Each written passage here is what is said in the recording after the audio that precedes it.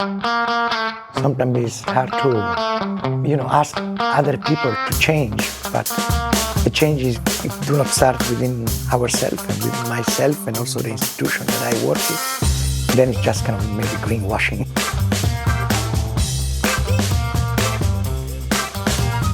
I'm Kate Brown, and this is The Art Angle, a podcast from Artnet News, where the art world meets the real world, bringing each week's biggest story down to earth.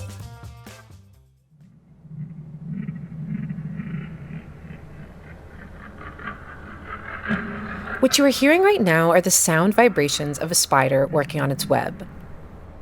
It's a sound normally imperceptible to the human ear, but that does not make it any less real.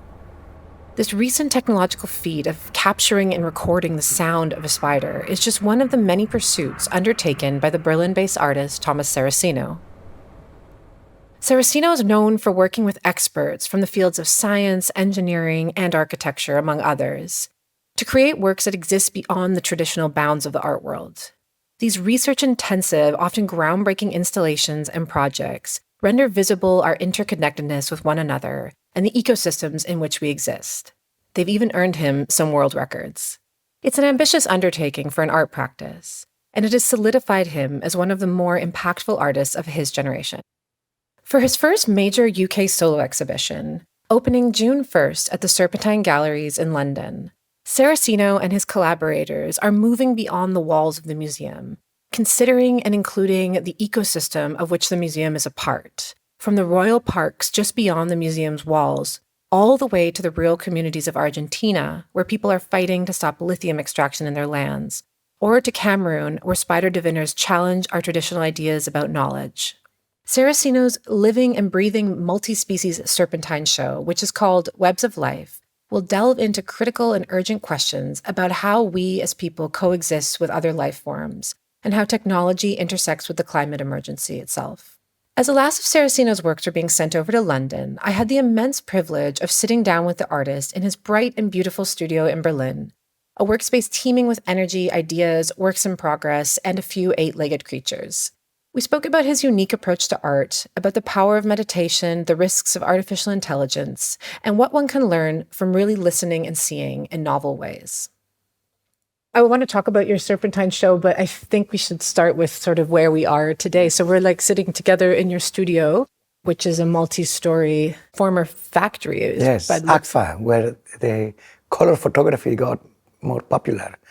Let's say it was always black and white, and then ACFA was one of the companies who make it more available and accessible and popularize the color photography. Okay, so this was a former color photography studio in the sort of outskirts of Berlin, I guess, officially. Yes, yeah, absolutely. And you've been here for more than a decade, is that right? Yes, Spider much longer than me. Yeah, yeah, and this is your main office space, and just next door to us is spiders, which I knew that you have had spiders in your studios, are such a central part of your work, and I was quite surprised to see them just existing in the space. They're not boxed into glass. They're standing actually on Club Mate crates rather casually. So can you explain the ecosystem that's happening in there? Yeah, it's recognized. I mean, when you start to notice something, then you notice that everywhere you see spider web.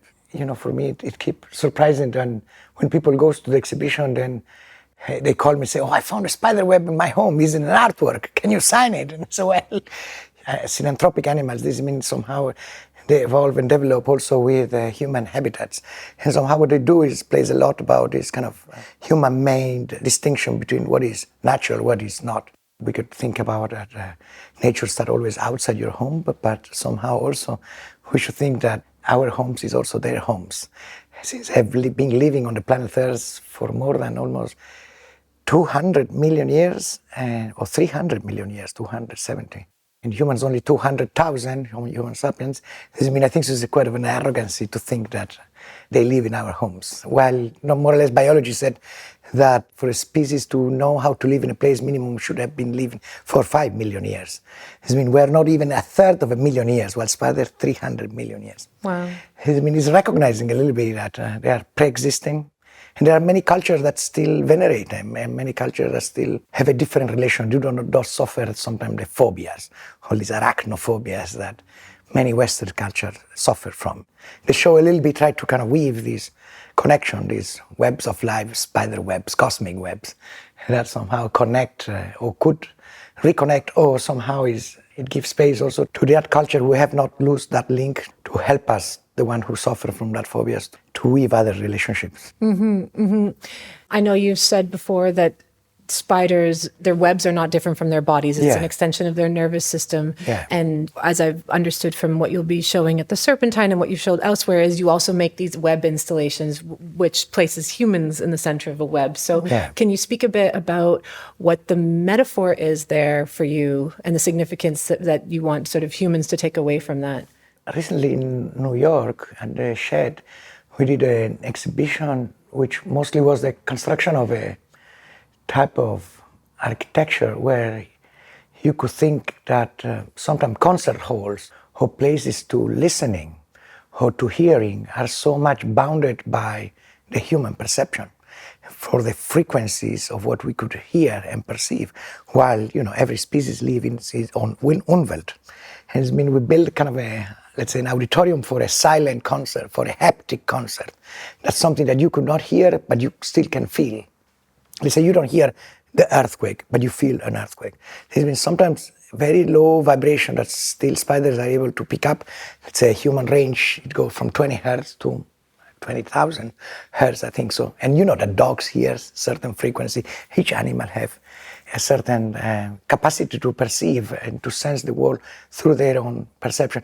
In this case, is a little bit trying to think about how human also move them away from the center of, let's say, of this planet and maybe of the universe, and try to think that we co-inhabit and we co-create spaces and we co-create senses of perception. Then people, by entering on this huge web where we place shakers. Shakers are small machines who vibrate a frequency very, very low. And then people could lay down there, then the lights will go completely off, because also spiders who weave webs almost could not see. Even they still have some eyes, but they are very, very poor in vision. The one who weave webs. The one who do not weave web have very good vision. The jumpy spider have 8 eyes, and then they can see even a different world than what we see.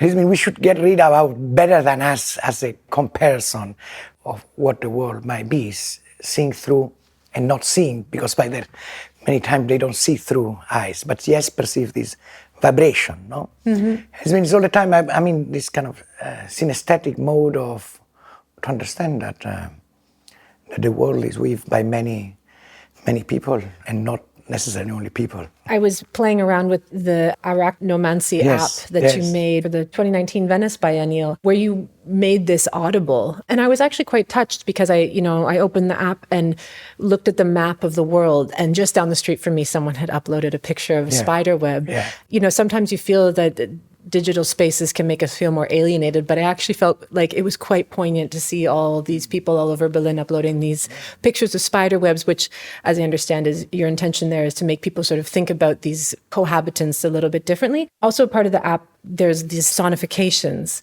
Can you explain? Oh, we can say vibrification. Vibrification. Because, sorry to interrupt you, the vibration became audible. Well, the mobile phone have this capacity also to have a vibration modes. This means we speculate about how much technology is also, not only thinking about like biodiversity, but also technodiversity. Has been also how certain technologies, when they are well distributed and not in the hands of few multinationals who profit from the data extractions and determinant of the many.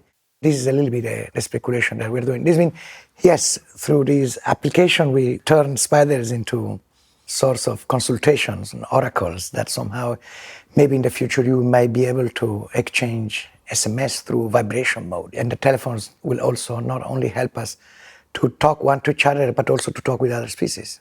With all the precaution that also mobile phones somehow, if not well regulated by governments and by policies, could really play a negative role. And it's been the application also, it plays with the idea that you will be able to access more information, but at the base of it is that you need to find a spider web and a spider to be entered into dialogue.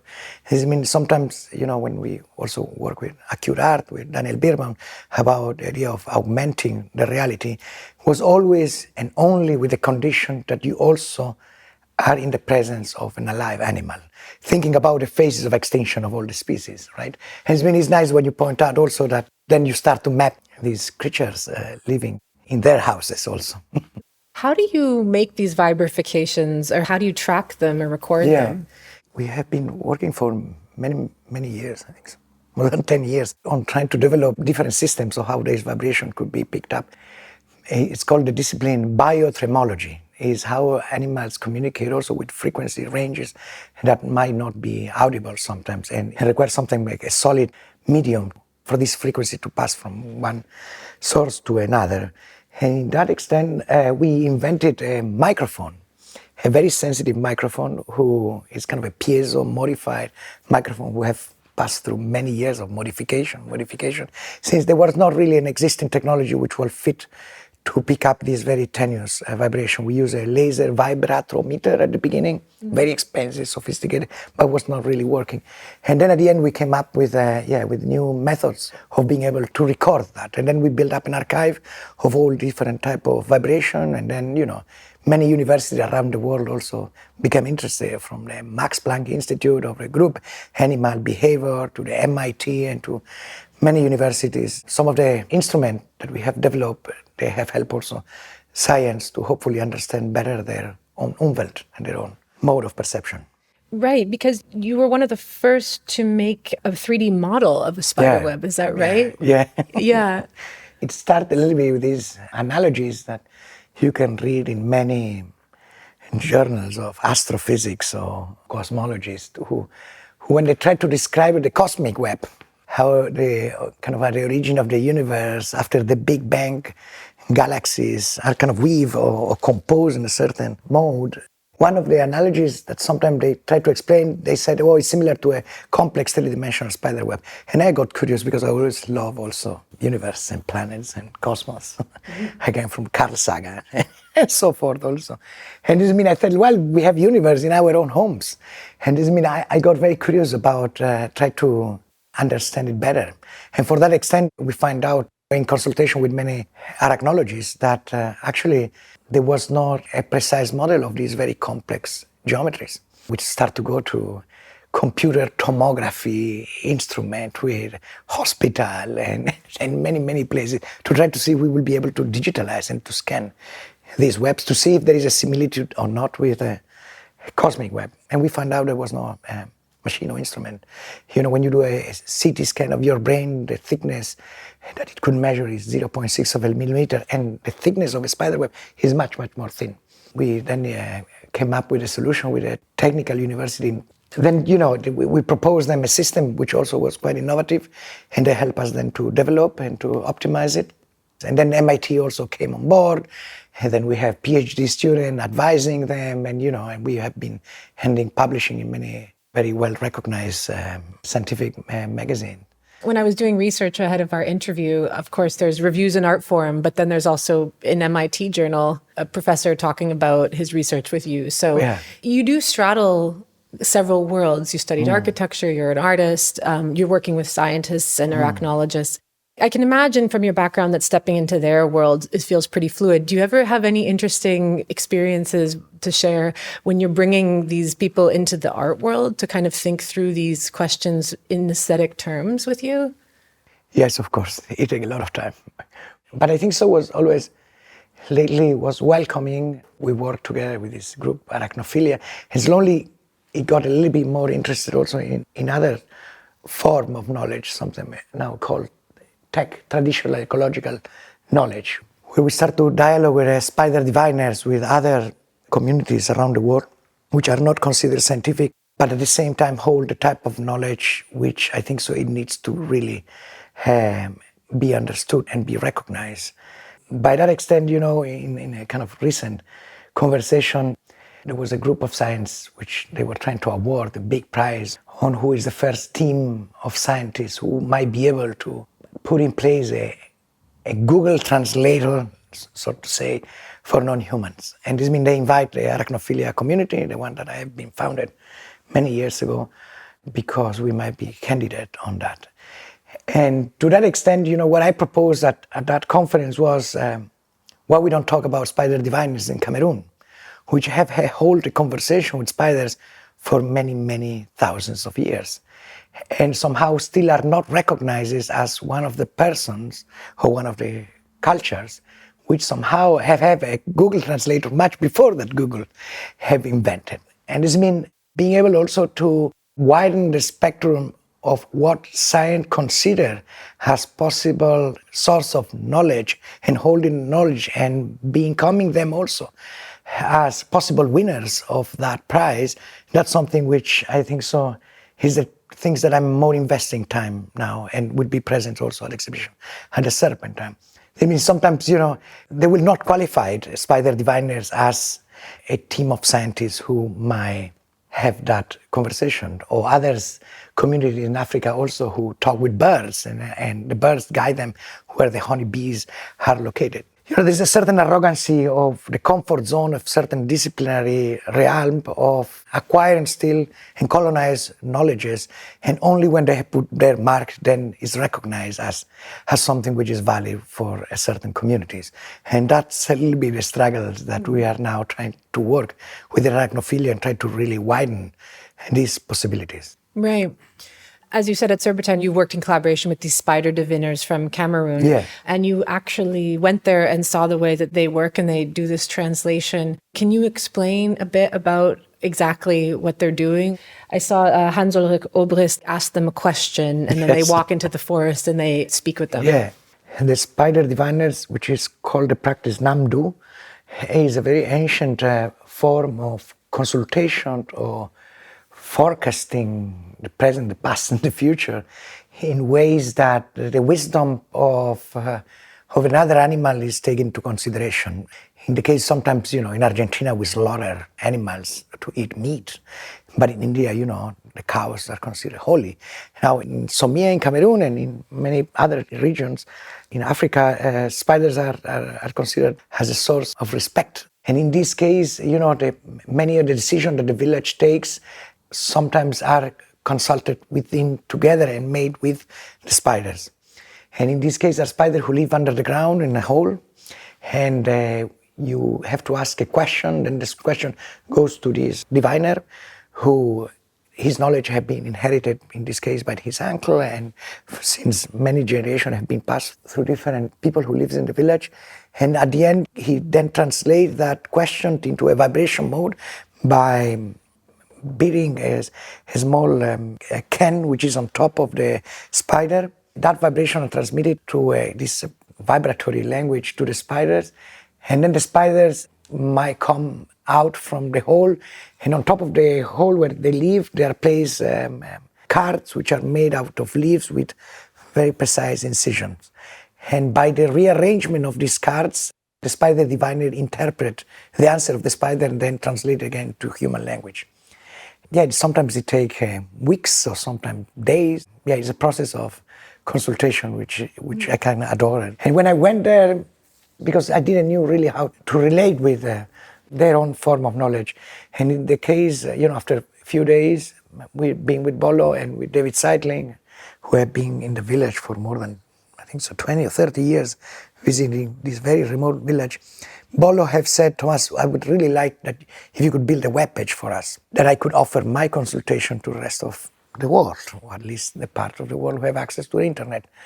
And that was the beginning of this conversation, which is already for over 3 years, where we have helped the community to build their own portal with their own IT and IP. And now this consultation could be offered by different people. In this case, at the Serpent, one of the first rooms of the exhibition, you see their own portal, their own webpage. And of course, there is an exchange of economies that if people ask the consultation, the beneficiary, of course, are the ones who hold that knowledge.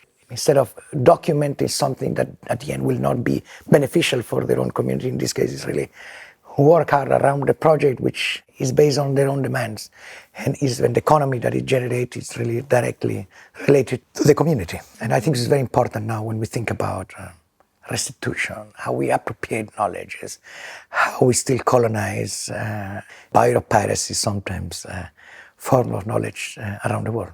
Yeah, definitely.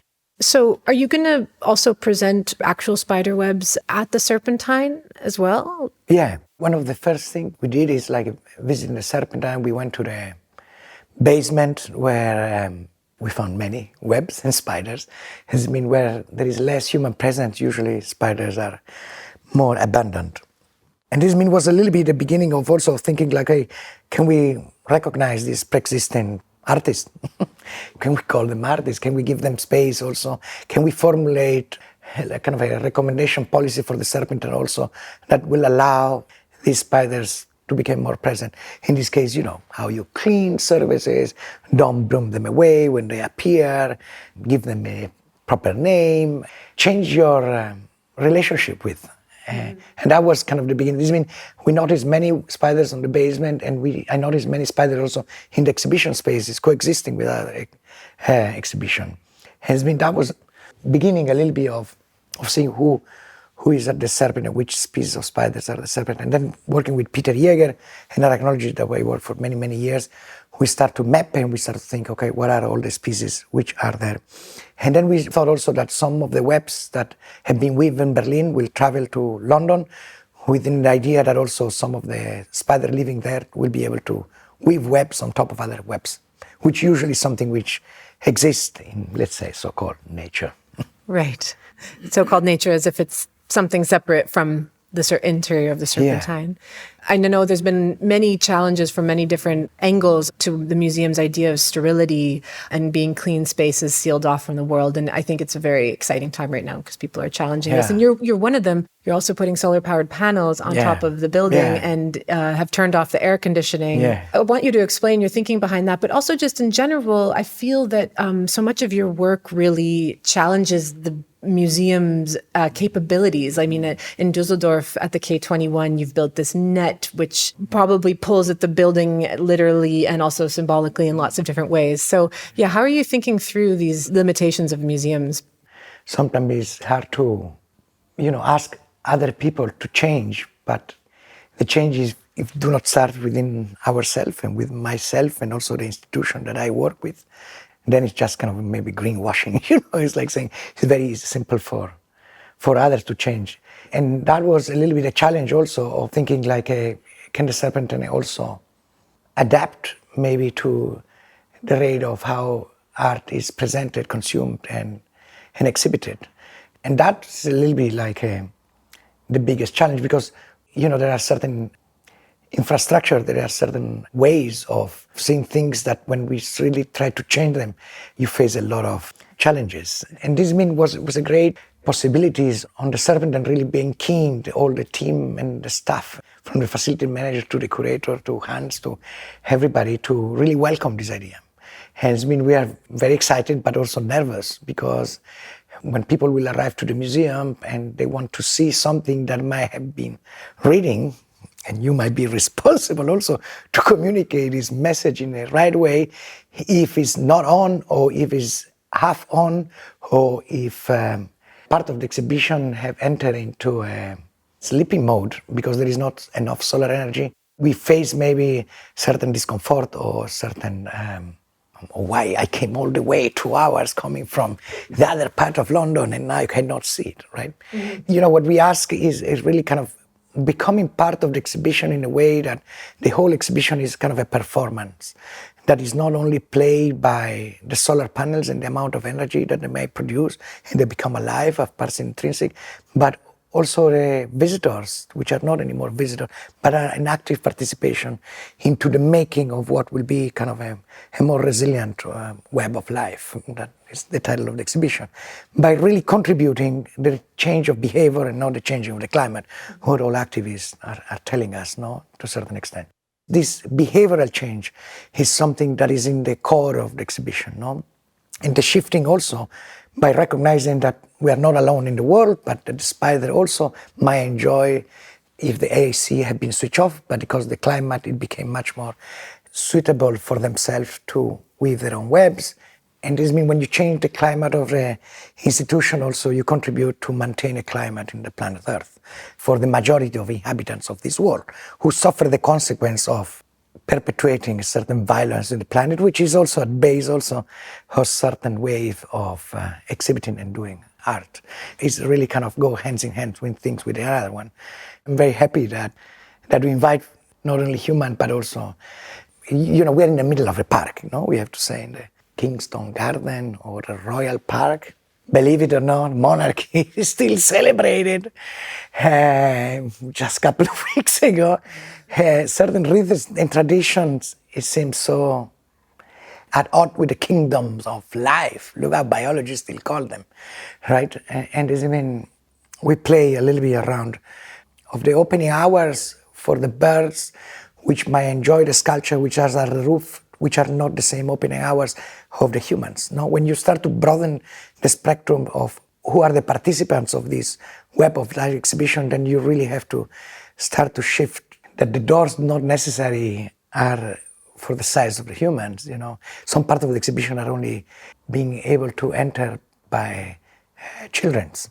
An art critic might need to send children to be able to report what the exhibition looked like, or we might be to ask birds how they feel when they come all the way from Africa during the breeding season without visa, avoiding Brexiters, and now the serpent have become hotels for bees and for other encounters.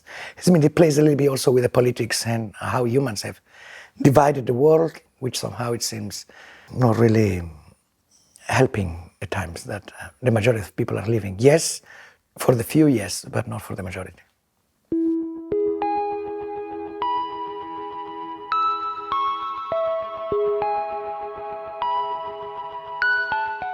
When did you become concerned with the environment as you are now? Like, was there a particular moment where you feel like you became an activist? Do you see yourself as an activist? Is that even the right term? We're so used to become expert in a certain discipline. Science knows that type of knowledge. Art knows another type of knowledge. Activists might have their own way of acting and communicating. Well, I think so. For me, the more interesting is being in between, right? This form of knowledges and not be really knowledgeable about anything, but knowledgeable about the limits of every discipline and how much lately, you could see that there's a global emergency on re-understanding the comfort zone of every discipline, how they are acting. In that extent, I'm trying to avoid sometimes what I'm doing or what we are doing as a plural, because sometimes we anthropomorphize, and I'm thinking, okay, spiders are artists, as I'm an artist myself. But still arts, the discipline he's so flexible into that extent. When we talk with kind of the people who have a more open mind of understanding art as something that could keep challenging fields of knowledge and disciplines. And to that extent, yes, I'm interested into that. Just to sort of like circle back into the past a little bit more, I know you've described yourself as a citizen of the earth, so I don't want to get into biographies too much, but it is quite interesting that you were born in Argentina and you were raised in Italy and then you ended up in Germany. Could you explain maybe whatever comes to mind of individual experiences in these places or that trajectory and how it kind of formed you as an artist?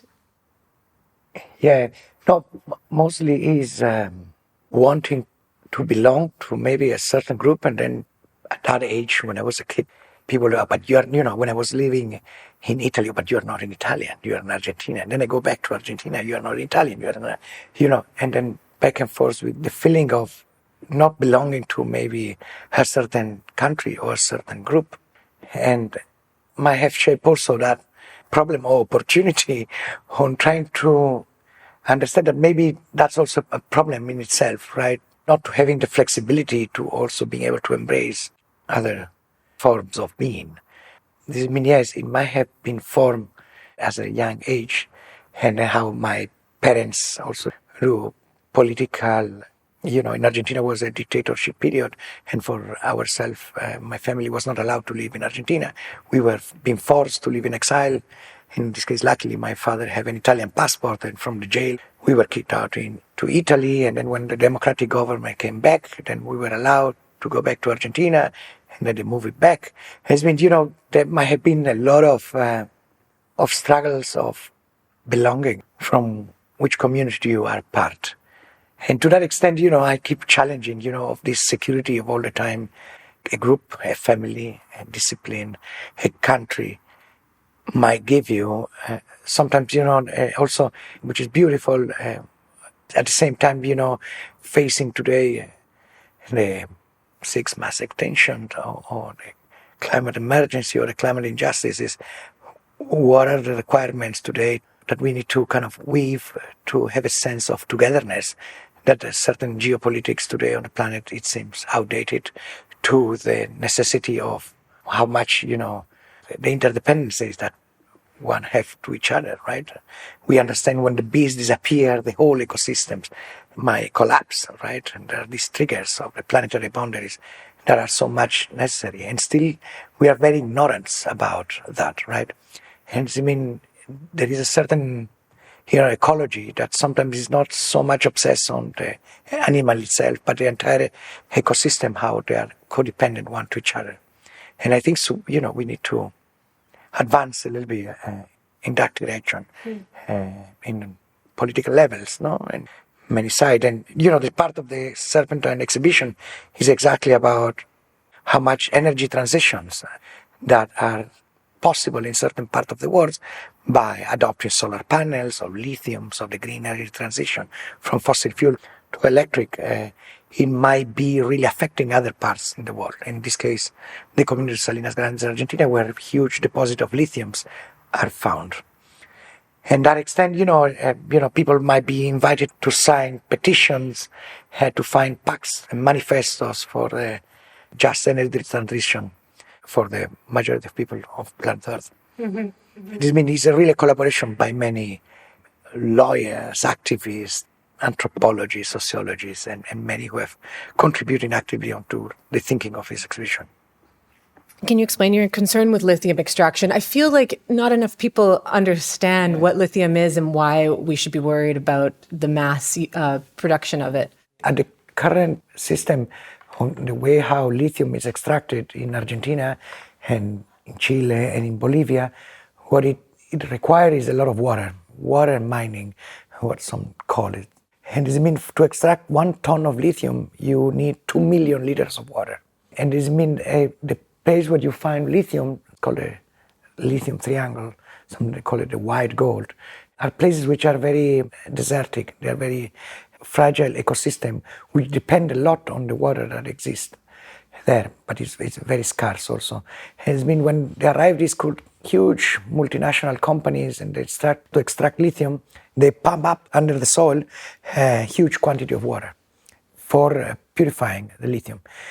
In this case, all these places where, the vicuñas live, with the llamas live, with all the inhabitants of these territories that for much more than 500 years, when America was discovered in the colonial period started, all their life it's affected.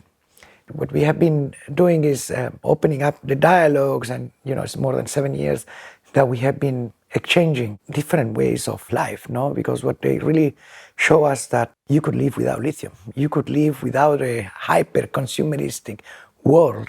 There is no planet B, there is not enough resources for the greedy and the hyper-capitalist consumption rhythms that the global north is putting pressure on the global south.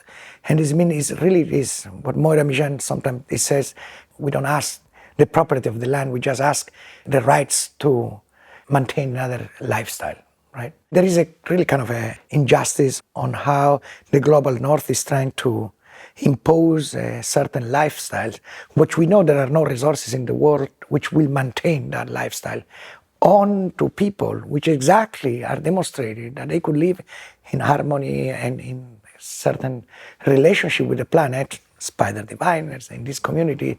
Instead of aiming to try to understand their own way of living, we kind of keep imposing extractivist modes not only on minerals but on data and on this what we call also biopiracy in Brazil, in Amazons, and many other ways. There is this clash of civilization, of these cultures. And what is pretty striking is when you think that between 5 or 6% of the population of the world sometimes considered indigenous or First Nation people, are the ones who are able to maintain and preserve 80% of the biodiversity of planet Earth. There's a trouble, no? Because that population are exactly the one who knows how to live within the web of life. The exhibition of the Serpentine is kind of pay honor or try to amplify their own voices, no? And try to put in place the understanding that certain lives in the global north are really unsustainable, and there are no mineral or resources which will be enough for that type of. And there is a huge inequalities, no? Also, and this is how we deal with that. Not enough lithium to power all the Teslas that everybody in the north seems to want. Because also who could afford to have that transition is the one who do not need it also, because they will add another Tesla car to already other 3 cars that they have in their own family. It's not benefiting the one that maybe are also more in need, right? It keeps perpetuating certain violence to certain territories. As someone who lives in the global north, you have myself. Yeah, exactly. And consume and live in a standard which is not up to. Well, I wanted to ask you about that. I'm sure you've thought about this. Like, so on a day-to-day level as an artist with a studio, which seems to have maybe, how many people are working here? 50 people or so? Yeah. How do you work towards sustainability whilst, having this career and moving around the world with these shows? I'm sure it's something that your team and you are thinking about a lot. Yeah, no, of course. I think so. We start with exhibition. It's very hard to communicate or to do something if you don't embrace it yourself, right? Mm-hmm. It starts by, in the rooftop of that building, there are all solar panels. And I can show you, let's say, how much energy we are producing at current stage. Live feed? Yeah. And so you're opening your phone to show me. Now we are producing 28.2 kilowatts hour. It's from early in the morning, and this now is fully sunny. Okay, wow. Yeah. And today is quite sunny. When it's a little bit less sunny also, it produces less. What we are trying, the same what we do at the Serpentine, what we are trying to think is like, can we alter our way of working that depend on the sun? Can we find this equilibrium of energy production and energy consumption? And this means we also shift the working hours also. We're not asking only the Serpentine or the visitor or participants of this exhibition, but it have started much early also within ourselves and the working habits of ourselves being together under this roof. And it's been, sometimes we shift. When it's summer, we try to come early to work, leave after, and try to really work around the clock in relation with the sun and the energy production. The other one is also we have planted, I don't know if you see it outside, some boxes where we try to produce our own food, vegetable, tomato, salad. I'm trying to sell in a personal level that also will it became kind of a performative part of the exhibition. I spend too much time on my mobile phone. I have a kind of an addiction. I go to bed and I watch the news, and I wake up and I watch the news again. A couple of years ago, I started to practice more and more meditation. Then I went to a place to practice something which is called Vipassana, where for 10 days you are in completely silence, you cannot talk with anybody, you are not allowed to read, you cannot have books, you cannot write, and of course you don't have a mobile phone. And these have helped me a lot, start to see and perceive things which I have never seen before. And I thought there's an addiction of me on how I'm living this life, right? And ignoring a lot of things which happen. It's been at the Serpentine, then I start to get in contact also with a community which suffer also from not only about addiction of screen time, but also you hold in your pocket a piece of lithium, which belong also to communities which have been disrupted, no? Has been at the exhibition at the Serpentine, we thought why not to invite participants of the exhibition while they see the exhibition to enter without their mobile phone. Hence, we have put a cabinet in the entrance, and if you don't leave your phone, you are not able to see the exhibition. Part of it. It's a little bit like a change of behavior also that I'm asking to change myself. And I'm asking and inviting also people who might come also what it means to see a show without taking pictures before you have seen it. Mm-hmm. And actually, when you take a picture, somebody else is seeing before yourself, because this big data, this artificial intelligence, it seems is really affecting the way we see and we perceive things and how things are distributed. It's, for me, is the change that I'm trying to embrace within myself, within my studio, is an invitation also that, have been very beneficial for me. And I hope so that will be beneficial for other people. That's incredible. I mean, I was thinking, you have these immersive, air quote, whatever immersive really means, installations that people sit within, and it's of course, these sorts of installations are often very easy to take a selfie in, and is that frustrating on some level when you feel like your work gets caught in this kind of virality? This time will be hard because you don't have phone to take pictures. Right. But no, I think so. We have written a couple of sentences which are nice. Screen time is also an addiction. Scroll, stroll, responsible. Your memory card might be full. Cloud storage erode ancestral cache. Don't accelerate your own amnesia. Digital step also leave footprints. Parental mode isn't just for kids. Treat carefully. Active iRacing mode. Earth has no backup generator. Switch on power saving mode together. Technology need to be world changing, not world ending. Attempt the impossible together to change Earth future for the better, for all. Low battery for a longer life. Your phone might die, the birds will keep calling you.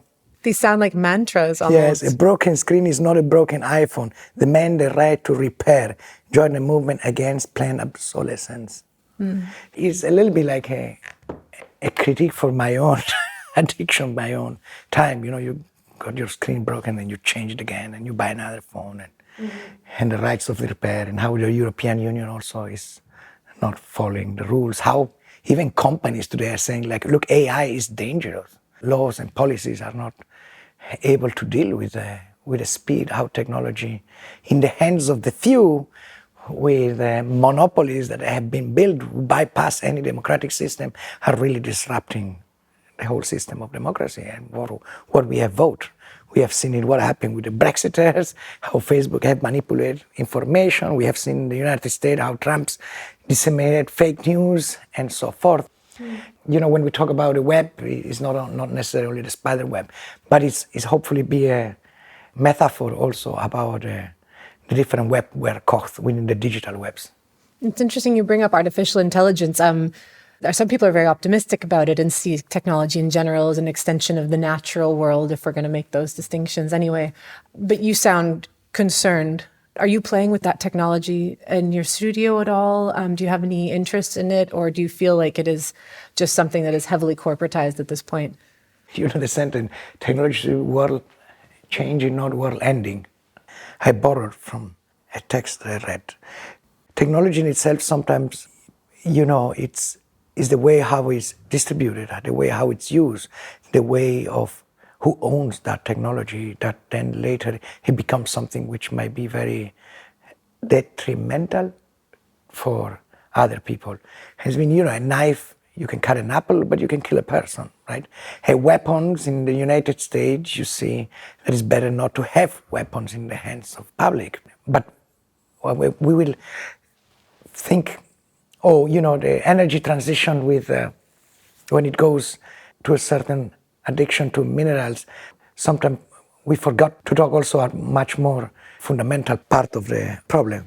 What is justice and who have access to certain technologies and who benefit from that technology. This mean, to that extent, I think so, when we work with iRacing, when we do all this scientific contribution, we are very careful also to work with all the legal framework which allows also others to copy, reproduce, with a Creative Commons. Most of the pictures and the films are based on the biggest CC-BY-4, which is the one who allows you to mention, to reproduce, and allows others to make use of that information. And we work also with these sculptures which are able to lift up, and then we then propose new modes of flying or planetary mobility. Also, we make sure that are accessible and not are patented for the benefit of the few. It's really working on the legal frameworks also of how that contribution that each of us made also need to be accompanied within kind of a wider scope of how then later are benefiting a certain part of society. Right. So as I understand it, like there's nothing inherently evil or good about a technology. It just becomes maybe evil or good depending on how it's used by humans. Yeah.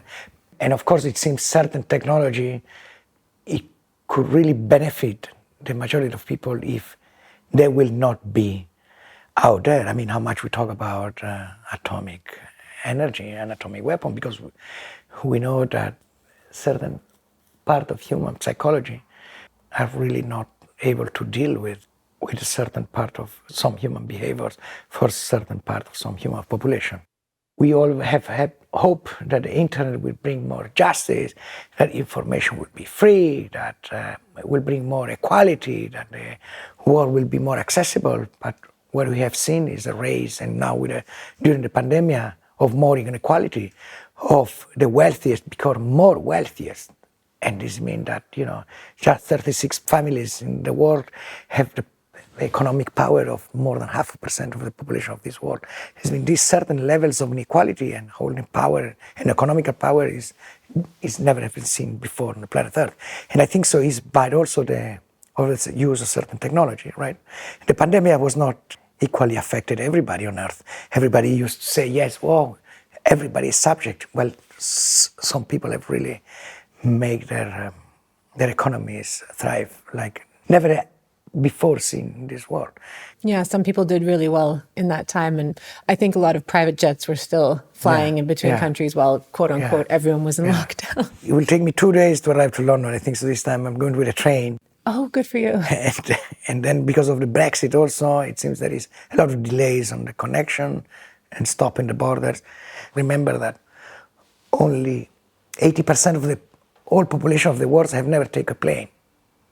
80%. There's only 20% of the people on the planet who fly on an aeroplane. But sometimes we think, there is only one way of flying. And what we show in the movies also try to think that we are all flying on something which is called, maybe the indigenous community in Argentina or the Andean culture call it Pachamama, or Buckminster Fuller might call the spaceship Earth in a kind of more technocratic way of thinking. But the analogy of flying, when we think about the Aerocene as an epoch of possibility of a name for change, it's kind of remind us about these planetary journeys that we do every day around ourselves and around the sun once a month. Are you hopeful? I mean, I think that a lot of artists who might be working and thinking about the climate emergency and the threat of mass extinction, it can drum up a lot of fear in people. And I mean, especially when you read the pure data, it almost can paralyze you with the hugeness of the problem. And yet you strike me as a person who has a lot of optimism in some way. Was that an accurate reading? And I think so. There is a lot of business of people who hold the power to keep saying narratives that paralyze people, because it's a business for them also. The inability of people to try to think radical change is something that's possible, because it's a huge profit. Misinformation is a huge profit for huge companies. But yes, I'm a more hopeful person. Is what it keeps me up every morning. It would keep me having not necessarily nightmares every night, but keep dreaming. And when the dreams are shared, then I think it gives me more energy and more energy to keep moving in the right direction, because sometimes modernity has brought us also about a certain way of moving us, which seems not very sustainable on the way we have been doing things. Has been, yes, it's a lot of reconsideration of how we work together. Well, thank you so much. Yeah, welcome. It's been a pleasure. Thank you for being on the Art Angle today. Yeah, thank you. That's it for this week's episode. If you like what you heard, you can subscribe to the show on Apple Podcasts, Spotify, or wherever else you get your podcasts. Also, please take a moment to rate and review us. It will help other listeners discover what we're doing. The Art Angle is produced by Sonia Manalili, Carolyn Goldstein, and Tim Schneider. Thanks for listening, and see you next week.